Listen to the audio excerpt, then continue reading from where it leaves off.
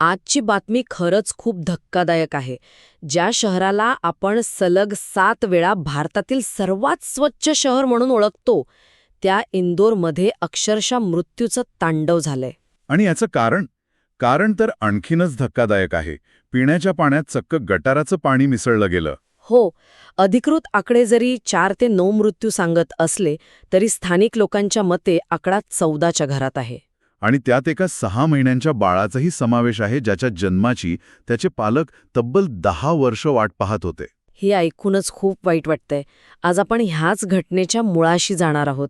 ही शोकांतिका नेमकी का आणि कशी घडली? अगदी. आणि हे फक्त एका पाईपलाईनचं फुटणं नाहीये. हा एक प्रकारचा प्रशासकीय निष्काळजीपणा आहे, ज्यामुळे लोकांचा जीव गेलाय. धोक्याची सूचना वारंवार दिली जात होती, पण त्याकडे कसं दुर्लक्ष झालं हेच आपण पाहणार आहोत. म्हणजे 1400 पेक्षा जास्त लोक आजारी पडले, 200 लोकांना हॉस्पिटलमध्ये दाखल करावं लागलं, लोकांमध्ये प्रचंड भीती पसरली असेल, नाही का? हो, परिस्थिती खूप गंभीर आहे. लोकांचा सरकारी पाणीपुरवठ्यावरचा विश्वास पूर्णपणे उडालाय. म्हणजे आता ते काय करत आहेत?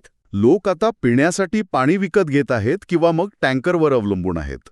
संताप इतका आहे की जेव्हा मंत्री कैलास विजयवर्गीय तिथे पोचले, तेव्हा त्यांना लोकांच्या प्रचंड रोषाला सामोरं जावं लागलं. आणि त्याच कुटुंबाने ज्यांनी आपलं 6 महिन्यांचं बाळ गमावलं, त्यांनी सरकारने देऊ केलेली 2 लाखांची मदत नाकारली. बरोबर.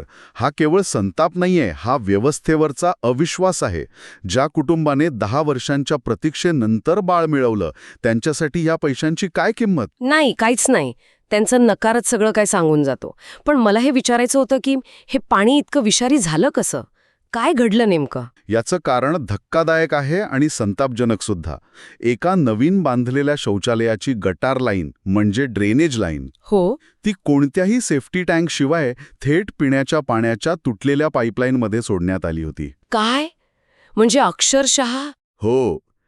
प्रयोगशाळेच्या अहवालाने हे सिद्ध केलंय की पाण्यात गटाराच्या पाण्यात आढळणारे जीवाणू होते. अरे देवा! म्हणजे लोकांना अक्षरशः गटाराचं पाणी प्यायला मिळत होतं. आणि विचार करा, आपल्या शहरामध्ये जुन्या आणि नवीन पायाभूत सुविधांचं जे जाळं आहे, त्यात असे कितीतरी टाईम बॉम्ब लपलेले असू शकतात. आणि इथेच तर या प्रकरणाचं गांभीर्य अधिक स्पष्ट होतं. ही घटना अचानक घडलेली नाहीये. म्हणजे ऑक्टोबर 2025 पासून, म्हणजे 2 महिन्यांहून अधिक काळ तिथले रहिवासी तक्रारी करत होते. पाण्याला गटाराचा वास येतोय, पाण्यात ॲसिड मिसळल्यासारखं वाटतंय, अशा स्पष्ट तक्रारी होत्या. 2 महिन्यांपासून लोक सांगत होते की त्यांच्या नळात गटाराचं पाणी येतंय आणि तरीही काहीच झालं नाही. हे तर अविश्वसनीय आहे. इतकंच नाही, 2022 साली भोपाळमध्ये एक वैज्ञानिक अभ्यास झाला होता, ज्यात अगदी असाच धोका वर्तवण्यात आला होता. आधीच इशारा दिला होता म्हणजे? हो, त्यात स्पष्ट म्हटलं होतं की झोपडपट्ट्यांमध्ये पिण्याच्या पाण्याच्या आणि गटाराच्या लाईन्स एकत्र असल्याने पाणी दूषित होण्याचा मोठा धोका आहे. तरीही त्याकडे लक्ष दिलं गेलं नाही. आणि नवीन पाईपलाईनचा प्रस्तावही होता ना? होता. तो अनेक महिने धूळ खात पडून होता. मृत्यूच्या बातम्या समोर आल्यानंतर त्याला मंजुरी मिळाली. स्थानिक नगरसेवकाने याला गुन्हेगारी स्वरूपाचा निष्काळजीपणा म्हटलं आहे आणि ते योग्यच आहे. म्हणजे ही एक मोठी प्रशासकीय उदासीनता आहे, जिथे कागदोपत्री स्वच्छता दिसते, पण नागरिकांच्या मूलभूत आरोग्याकडे पूर्णपणे दुर्लक्ष केलं जातं. मग आता काही कारवाई झालीये का? हां, झालीये. म्हणजे काही अधिकाऱ्यांना निलंबित केलं आहे. एक चौकशी समिती नेमली आहे. राष्ट्रीय मानवाधिकार आयोगाने सुद्धा याची दखल घेऊन राज्य सरकारला नोटीस बजावली आहे. पण या सगळ्यामुळे इंदोरच्या सर्वात स्वच्छ शहर या प्रतिमेवर एक मोठं प्रश्नचिन्ह लागलंय. अगदी. आणि हेच या घटनेचं सर्वात मोठं वास्तव आहे. बरोबर. वरवरची रस्ते चकचकीत करून पुरस्कार मिळवता येतो, पण जमिनीखाली नागरिकांच्या जीवाशी खेळ सुरू असतो, हेच यातून दिसतंय. आणि हीच गोष्ट आपल्याला एका मोठ्या देशव्यापी प्रश्नाकडे घेऊन जाते. म्हणजे हा फक्त इंदोरच्या प्रतिमेचा प्रश्न नाहीये.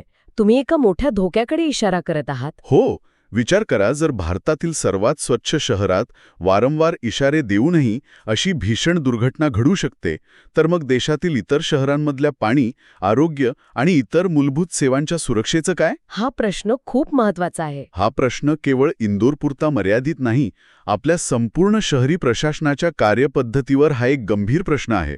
आज आपण विचार करायला हवा की आपल्याला फक्त दिसणारी स्वच्छता हवी आहे की जगवणारी सुरक्षा.